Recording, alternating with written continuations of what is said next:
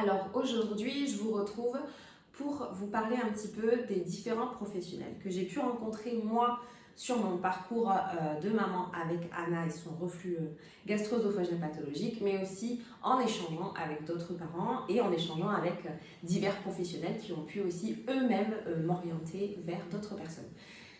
Les corps de métier que je vais vous donner, c'est bien sûr une liste non exhaustive.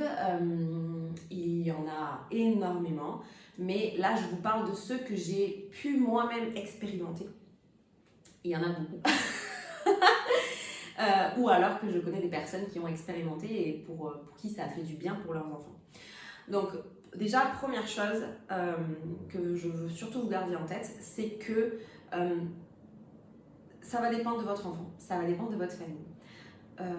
Par exemple, ma fille, on va dire que la chiro l'a beaucoup aidée, l'ostéo, quasiment pas. Et pour un autre enfant, ça va être l'inverse. Voilà, c'est juste pour vous donner un exemple, c'est pour vous dire que ne vous comparez pas à d'autres parents. En vous disant, mais mince, avec tel enfant, ça a marché, pourquoi moi ça ne marche pas? Parce que votre enfant, l'origine de son reflux est différente. Désolée, il y a mon chat qui parle. L'origine de son reflux est différente. Votre famille est différente, donc on n'a pas non plus les mêmes sensibilités et les mêmes réactions en fonction des personnes qu'on va avoir en face. Et c'est ok. Et c'est ça qui est chouette dans les médecines alternatives aussi, c'est qu'il faut se laisser le droit, l'autorisation de changer, de choisir, de sentir que le feeling passe. Vous voyez ce que je veux dire? Et pas juste dire ça a marché pour elle, donc ça doit marcher pour nous aussi. Non. Bien sûr, la première des choses, je suis obligée d'en parler et c'est ok, c'est normal. En même temps, sans la médecine classique, voilà, on n'aurait pas des avancées de dingue aujourd'hui. Bien sûr que c'est votre médecin traitant et ou médecin pédiatre de l'enfant, ça dépend qui vous avez, à qui vous devez référer de ce qui se passe pour l'enfant. Forcément, je ne vais pas en parler beaucoup parce que personnellement et pour beaucoup de familles avec qui j'ai pu échanger, voire accompagner, malheureusement, c'était souvent un frein, tout ce qui est médecin traitant, pédiatre, puéricultrice de secteur, que ce soit PMI ou privé, sage-femme, gynéco. La plupart du temps, on s'est confronté à des murs ou à des discours souvent plaqués de type c'est normal, il faut attendre qu'il s'assoie, c'est normal, il faut attendre qu'il marche, etc., ce que vous connaissez classiquement. Donc forcément, j'en parle pas trop, mais il y en a, je l'espère et je pense, qui entendent et qui sont ouverts à cela. C'est-à-dire qui vont aller voir plus loin, qui vont vous poser des questions, votre quotidien, comment ça se passe, et qui vont pas juste s'arrêter au « ouais bon il est encore petit, soyez pas inquiets, attendez ». D'accord? Donc qui vont vraiment être à l'écoute. Donc votre médecin forcément, c'est la première chose. Ensuite, je vais vous donner différents noms. À vous ensuite de regarder autour de chez vous, dans votre département, à minima, s'ils sont présents. Et si vraiment vous sentez que c'est ce type de personne que vous voulez aller voir, des fois il faut sortir du département. Par exemple, un des corps de métier dans le classique que je dis là, donc il y a le médecin, il y a le gastro ou la gastro pédiatre ou l'allergopédiatre. Donc en général gastropédiatre de toute façon, alors ça sera que sur lettre et sur recommandation et c'est quand ça va vraiment durer qu'il va y avoir des problèmes de constipation ou de diarrhée et que ça va être vraiment long. Mais en tout cas, voilà, sachez que vous pouvez rapidement dire je veux voir un gastropédiatre. Je vous le dis tout ça parce qu'en fait, n'hésitez pas à demander à aller voir quelqu'un, à dire à votre médecin, voilà, faites-moi une ordonnance, je veux aller voir un gastro-pédiatre, je veux aller voir un orthophoniste si vous pensez qu'il y a des troubles de l'oralité associés, etc. Parce que des fois, on ne vous orientera pas du tout. Ils le savent, ils le connaissent, mais on ne vous orientera pas. En tout cas, moi, ça m'est arrivé plein de fois. Je suis allée voir des professionnels parce que j'ai dû dire au pédiatre, je pense que là, ça serait bien que j'aille voir tel corps de métier. Ah oui, c'est vrai, c'est intéressant. Bon, c'est choquant, mais ça ne vient pas toujours de même. Donc c'est pour ça que c'est bien d'avoir des connaissances, comme ça permet aussi d'anticiper certains manquements. Donc tout ce qui est allergo et gastro, pédiatre et allergopédiatre, il n'y en a pas toujours sur votre territoire. Donc là, il ne faudra pas hésiter à bouger. Ou si vous avez des avis très mauvais dans votre territoire de l'allergo ou du gastro, allez ailleurs. Parce que vraiment, c'est hyper important. La manière dont vous allez être accompagné, on souffre déjà suffisamment de ce reflux. C'est pas pour que derrière, on ait des professionnels qui nous cassent du sucre. Ensuite, maintenant, je sors un peu du classique. Et encore pas beaucoup, mais je sors un petit peu du classique. Et je viens sur les professionnels formés à la frénectomie. Comme je vous en avais parlé, les freins restrictifs font partie d'une des causes du RGO. Donc là, c'est pareil. Il faut vraiment aller voir quelqu'un qui est formé à la frénectomie, aux freins. Donc il y a des conseillères en lactation qui ont une formation spécifique pour ça. Il n'y en a pas partout, mais il y en a. Donc vraiment, elles ont toute une technique pour vérifier. C'est pas juste, ah oui, ouvrez la bouche, ah non, ça va. Non, non, non. Il y a des gants, il y a une lampe, elles font d'une certaine manière. Enfin, c'est vraiment très précis pour l'avoir expérimenté avec ma fille. Et ensuite, il y a des professionnels qui sont spécialisés là-dedans, donc qui font soit au laser, soit ils coupent. Et c'est pareil, des fois, il faut sortir. Moi, j'habite dans le Lot-et-Garonne, j'ai dû aller à Bordeaux. C'est sur recommandation que j'y suis allée là-bas. Et en effet, c'est une dentiste qui réexamine bien l'enfant. Il y a d'abord un premier échange, un entretien, et ensuite, elle est entourée d'un staff avec une conseillère en allaitement, parce que j'allaitais notamment, mais la conseillère en allaitement pouvait aussi aider à la prise du biberon pour le post-opération. Et il y avait aussi une chiropracteur, donc pour remanipuler derrière s'il y a besoin. Donc voilà, vraiment quelqu'un formé là-dedans, tout en sachant que, je vous le rappelle, comme je vous l'ai expliqué, il n'y a pas toujours besoin d'aller à la section du frein. Et ça, si vous avez des questions par rapport à comment ça se passe, n'hésitez pas à m'écrire. Mais ça peut être des fois des exercices à voir, des massages pour détendre le frein.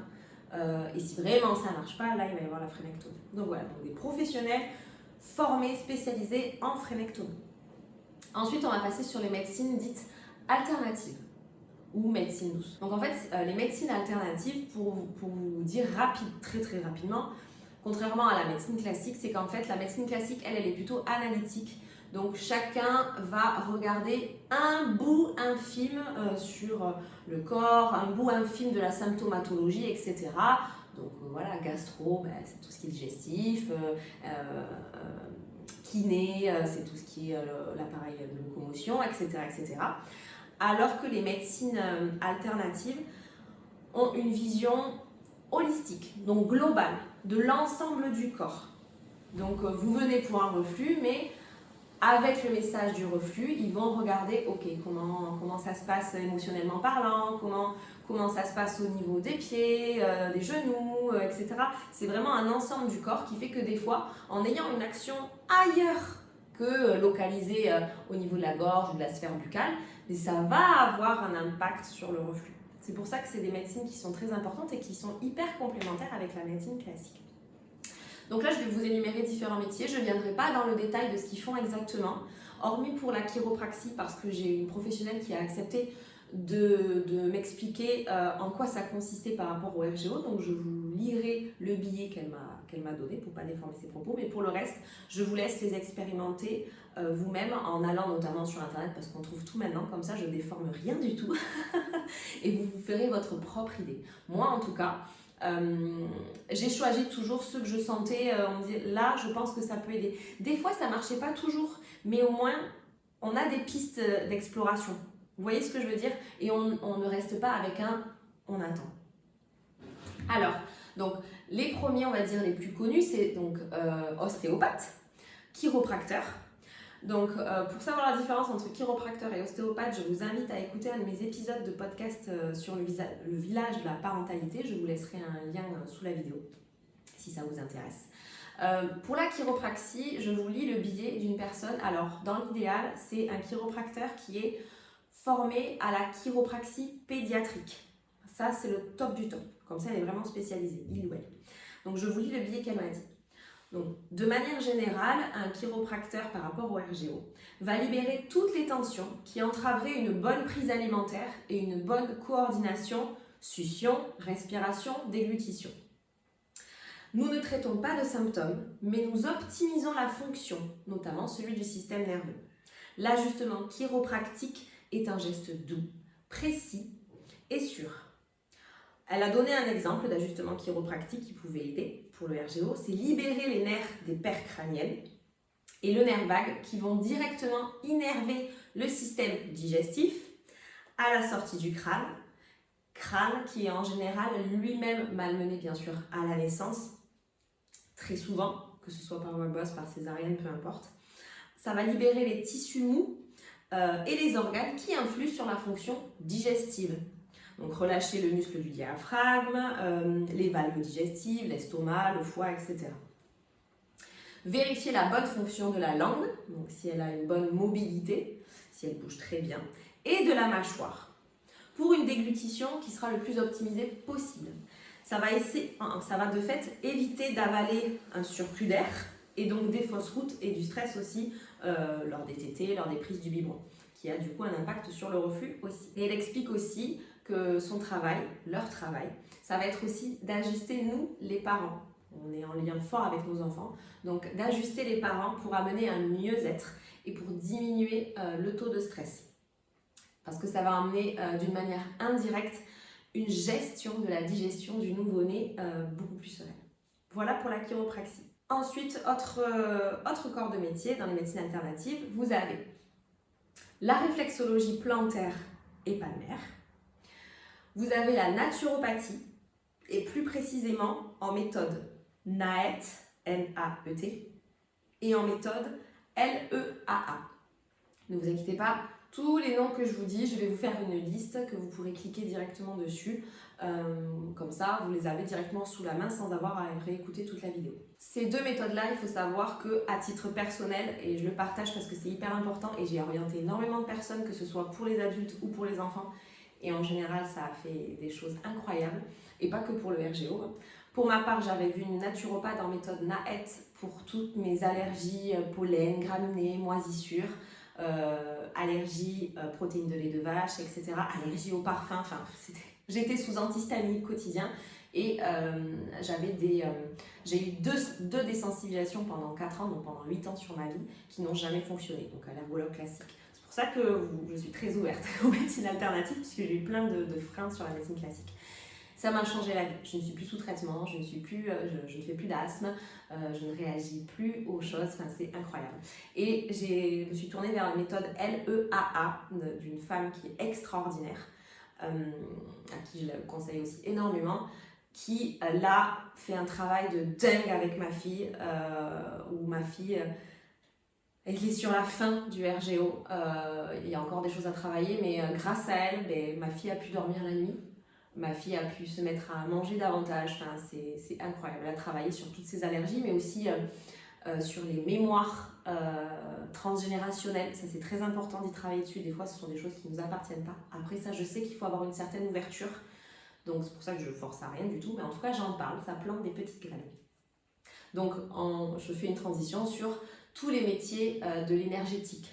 Voilà, qui vont travailler sur des choses inconscientes, des choses bloquées au niveau énergie. Et aussi au niveau dès la conception de l'enfant, la grossesse, le vécu, la naissance, l'après, etc., etc. Ensuite, il y a aussi éthiopathe. Donc des fois, ils sont ostéopathes et éthiopathes. Voilà, mais en tout cas, c'est l'éthiopathie. Et le dernier que je veux nommer, c'est magnétiseur. Voilà. Donc là, vous avez quand même une bonne liste à explorer. Moi, je les ai tous explorés et ils m'ont tous aidée. À chaque fois que je suis allée voir ces corps de métier, il y a toujours eu un déblocage, un déblocage, un déblocage, un déblocage. Ça peut paraître long. Par contre, si en soi, il s'est passé, là, ma fille a 2 ans et 6 mois. Mais si j'avais eu ça dès le début, clé en main, ça n'aurait pas pris 2 ans et 6 mois. Voilà, ça aurait été beaucoup plus rapide. C'est pour ça que je veux pouvoir le partager, le diffuser le plus possible. Voilà, en tout cas, vous allez tout retrouver en dessous de la vidéo et je vous dis à de suite pour la suite.